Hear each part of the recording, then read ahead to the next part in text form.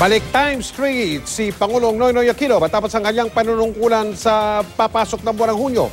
Ang kanyang mga kapitbahay roon ay nagpaplano na ng salubong para kay Pinoy. Nakatutok si Lay Alvis.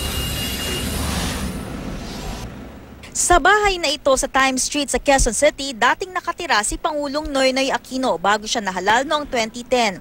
Ipinamana ito nila dating Pangulong Cory at dating Senador Ninoy Aquino sa kanilang mga anak. Pero ipinaubayan na raw ito ng Aquino Sisters kay Pinoy.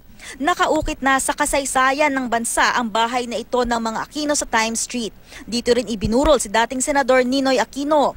Itinuturing na ring makasaysayan ang bahay na ito ng mga Aquino sa number 25 Time Street. Dahil ito ang tahanan ng dalawang naging Pangulo ng bansa, si Cory Aquino at si Pangulong Noynoy. Sa June 30 kapag umupo na ang bagong Pangulo sa Malacanang, balik Time Street si Pinoy matapos tumira ng 6 na taon sa bahay pangarap na nasa loob ng PSG compound.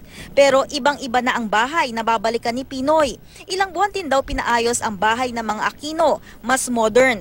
Kaya bukod siguro kay Pinoy na excited nang umuwi, excited na rin ang mga kapitbahay niyang makita siya lagi sa lugar na ito kung saan siya lumaki. Happy kami at excited. Welcome na welcome siya dahil proud kami sa kanya sa nagawa niya for the past 6 years. Yun. At in fact, nagpaplano kami mag-welcome party para sa kanya. Yun namang paghahanda sa pag-alis, no?